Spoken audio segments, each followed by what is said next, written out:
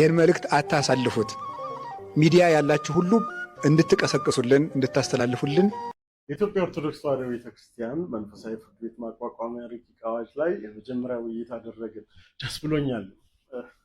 አንዳንድ ጊዜ የረጅም ዓመት ድካምህ፣ ጥረትህ፣ ልፋትህ ለህዝብ ቀርቦ ውይይት ሲደረግበት ማየት በጣም ነው የሚያስደስተው አይደለም?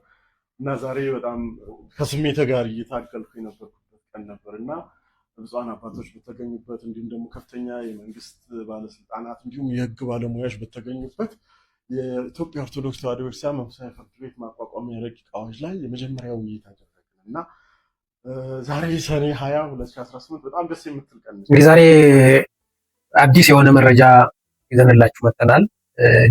ሚዲያችንን ወይም ደግሞ ሰጎን ሚዲያን ላይክ ሸር እያደረጋችሁ ይህን አዲስ መረጃ አዲስ ኢንፎርሜሽን ወደ እናንተ እንድትወስዱ መልእክታችን እናስተላልፋለን። እንግዲህ ወቅታዊ ጉዳይ የሆነው ምንድነው? በኢትዮጵያ ኦርቶዶክስ ተዋሕዶ ቤተክርስቲያን ቅዱስ ሲኖዶሱ መንፈሳዊ ህግ ያስፈልጋል ብሎ ቀርጾ ያመጣውን ያን ሀሳብ ተነስተን እንነጋገራለን ማለት ነው። የሰው ችግር የሚሰማ ሰው እግዚአብሔር የእሱን ችግር ይሰማዋል። እውነቴን ነው። የጌዲዮን ልጅ ቁሞ ምንድን ነበር ያለ? ስምዖን ሰባ እስራኤል እግዚአብሔር ይስማይክሙ። የእስራኤል ሰዎች እኔን ስሙኝ እናንተንም እግዚአብሔር ምን ይበላችኋል? ይስማችኋል። ሰውን ስንሰማ እግዚአብሔር ይሰማል። ሰውን ዝም ብላችሁ ሳትፈርዱ፣ ወጉን ሳትተነትኑ፣ መልስ ሳታዘጋጁ ዝም ብላችሁ ጭንቀቱን ስሙት። ያ እኛንም የሚሰማ ሰው ይጥልልናል። መድኃኒዓለም የሰው ችግር መስማት፣ የቤተ ክርስቲያንን ታሪክ መስማት፣ ትምህርት መስማት ጆሮ፣ አይን ደግሞ መጽሐፍ ማገላበጥ። አይን እኮ በዚህ ዓለም አንዱ ችግር ምን መስላችሁ? የተመኘነው ነገር ስናገኘው ያስጠላናል። ሰው ከተመኘው ጋር ሰው ለመኖር ያቅድና ሲደርስ ሰለች። እንግዲህ በእውነቱ እንደ ቤተክርስቲያን ልጅ እንደ ቤተክርስቲያን አገልጋይ ይህ ሀሳብ በእውነቱ እጅግ በጣም ጠቃሚ የሆነ በማስተዋል በአባትነት በጸሎት የተገኘ ሀሳብ ነው ብዬ አምናለሁ። ነገር ግን አንደኛው ምንድነው መቅደም ነበረበት ብዬም ልጅ በሆን እናገራለሁ። ቤተክርስቲያኗ የራሷን ህግ ቢኖራት፣ ቤተክርስቲያኗ የራሷን መቅጫ የራሷን ማስተዳደሪያ ህጋዊ መሰረት ያለው በህገ መንግስቱ የታቀፈ ህገ መንግስቱ እውቅና ያገኘበት የራሷ መንፈሳዊ ህግ ቢኖራት አሁን ለመጡት ችግሮች አሁን ለምናያቸው ህገወጥ የሆኑ መንፈሳዊ ተግባራቶች አይኖሩም ብዬ አምናለሁ።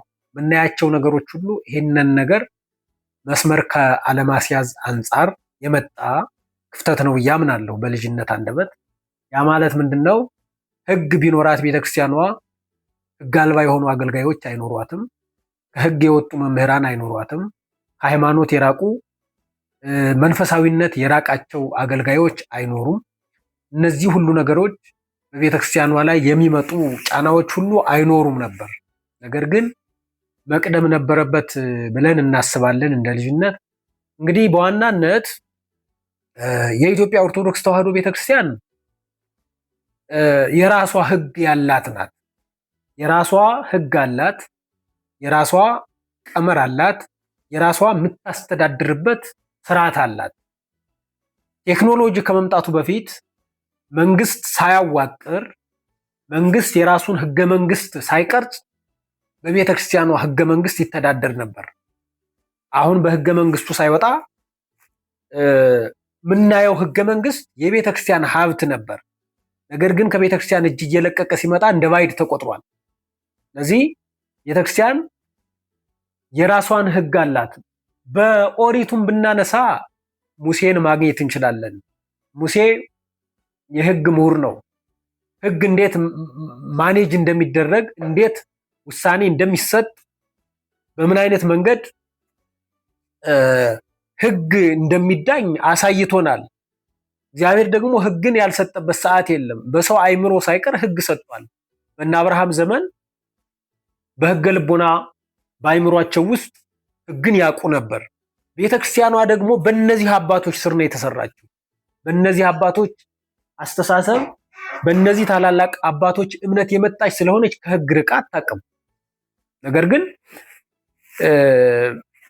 ይህንን ነገር እያራቅ ነው በሄድነ ቁጥር ጉዳቱ ለኛ ሆኗል ማለት ነው። እና ይሄ አሁን የታሰበው መንፈሳዊ ህግ ወይም ደግሞ ቤተክርስቲያኗ መንፈሳዊ ህግ መያዝ አለባት ተብሎ የመጣው ሐሳብ በጣም ብዙ ነገሮችን ይታደጋል ብለን እናምናለን። አንደኛ ቤተክርስቲያኗን ይጠብቃል። ቤተክርስቲያኗ የራሷን የህግ መስጫ ወይም ደግሞ የህግ ውሳኔ ለመቅጣትም ይሁን ለምህረት ለይቅርታም ይሁን ለውሳኔ የምትሰጥበትን የራሷን አቋም መያዟ ቤተክርስቲያኗ ራሷን ታስጠብቃለች።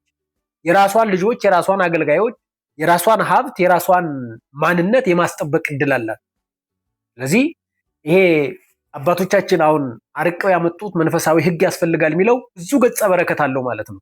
ቤተክርስቲያኗ ህልውናዋ ይጠበቃል። አገልጋይ በህጉ መሰረት በስርዓቱ ይሄዳል። ቤተክርስቲያኗ እውቅናዋ ከፍ ይላል ማለት ነው። ስለዚህ በጣም ብዙ ገጸ በረከት አለው ማለት ነው። ከሀገርም አንጻር ለሀገር ጠቃሚ የሆነ መንፈሳዊ ህግ ነው የሚያስፈልገው። ምክንያቱም ይሄ መንፈሳዊ ህግ ከእግዚአብሔር ህግ ያራቀ ስለሚሆን የእግዚአብሔር ህግ ደግሞ እውነት ነው። ልክ ዳዊት እንደተናገረው ፍትሑ ለእግዚአብሔር ጽድቅ ወርትዕውረ፣ የእግዚአብሔር ፍርዱ ጽድቅና እውነት ነው እንዳለ ሁሉ ይቺ ቤተክርስቲያን የራሷን መንፈሳዊ ህግ ስታቋቁም አንደኛ የእግዚአብሔርን ቃል መሰረት አድርጋ ነው። የእግዚአብሔርን ቃል መሰረት አድርጋ ውሳኔ ትሰጣለች ማለት ነው። የእግዚአብሔር ቃል ደግሞ ምህረት የተሞላበት ነው፣ ይቅርታ ያለበት ነው፣ ርኅራኄ የተሞላበት ነው። ውሳኔውን አግባብ ባለው ሁኔታ አግባብ ባለው መስመር ፍትህ የሚሰጥ ነው ማለት ነው። ስለዚህ አሁን በአገር ደረጃ የሚታዩ የጎደሉ የህግ ክፍተቶች አሉ። ከህግ ባለሙያው ብስለት አንጻር ይሁን ከእውቀት አንጻር ይሁን፣ ነገር ግን ጎለው የሚታዩ ህጎች አሉ። እነዚህ ህጎች ደግሞ በዚች እውነት በሆነችዋ ቤተክርስቲያን እውነትን በምታስተምረዋ ቤተክርስቲያን ውስጥ ላይ ይስተካከላል ማለት ነው። ስለዚህ እውነትን ታስተምርበታለች ማለት ነው። በህጉ በዚህ በመንፈሳዊ ህግ መሰረት ለዓለም ለሀገር እውነትን ታስተምራለች ማለት ነው። እውነት የሆነ ፍርድ እየሰጠች አግባብ የሆነ ፍርድ እየሰጠች ህዝብ እንዲማርበት ታደርጋለች ማለት ነው። በተለይ የህግ አካላት ወደ እውነት እንዲመጡ ከሙስና እንዲርቁ በህግ ጥላ ውስጥ ሆነው ድሃውን ከማስለቀስ በህግ ጥላ ውስጥ ሆነው ለሙስና ከመውደቅ ራሳቸውን ከገንዘብ እንዲጠብቁና ወደ እውነት እንዲጠጉ ታደርጋለች ማለት ነው። ስለዚህ ቤተክርስቲያን መንፈሳዊ ህግ ለራሷ ተሰጣት ማለት ለሀገርም ትጠቅማለች ማለት ነው። ሀገር ይጠቀማል ማለት ነው። ወደ እውነት ይመጣል፣ ወደ ትክክል ይመጣል፣ ወደ እግዚአብሔር ይመጣል ማለት ነው። ስለዚህ ይሄ መንፈሳዊ ህግ ለቤተ ክርስቲያኗ ብቻ ሳይሆን ለሀገርም ይጠቅማል ማለት ነው። ለሀገርም ሳይሆን ለመንግስት ይጠቅማል ማለት ነው። መንግስት ራሱን እንዲያይበት ያደርገዋል። መንግስት ራሱን እንዲያይበት ያደርጋል። ምክንያቱም ይሄ ፍትሐ ነገሥት የሚባለው ነበር። አባቶቻችን ድሮ ህግ ይሰጡበት የነበር በወንበር ተቀምጠው በስልጣን ደረጃ ሆነው ህግ ይሰጡ የነበር የተበደለን የሚክሱበት ያጠፋን የሚወቅሱበት በፍትሐ ነገሥቱ መሰረት ነበር ማለት ነው። አሁን የኢትዮጵያ መንግስት አሁን ህገ መንግስቱ ሳይስተካከል ይሄ ነበር ማለት ነው። ስለዚህ ይቺ ቤተክርስቲያን ደግሞ ያንን እውነታዋን ያንን ትልቅ ዕውቀቷን ይዛ ስትመጣ ለመንግስትም ትጠቅማለች ማለት ነው። ስለዚህ ይሄንን የተቀደሰ ሐሳብ መንግስትም ባስተዋለ ሁኔታ በበሰለ ሁኔታ አይቶ ለቤተክርስቲያኗ ከለላ ሊሆን ይገባል። ሌሎችም የህግ የድርሻ አካላት ይህንን ሐሳብ አይተውበት ለቤተክርስቲያን ከለላና እውቅና እንዲሰጣት መልእክታችን እናስተላልፋለን ማለት ነው። እናንተ ደግሞ እየገባችሁ ላይክ፣ ሼር እንድታረጉ አዲስ ሐሳብ ካለም ኮሜንት እንድትጽፉልን ጥሪያችን እናስተላልፋለን። ይቆየን።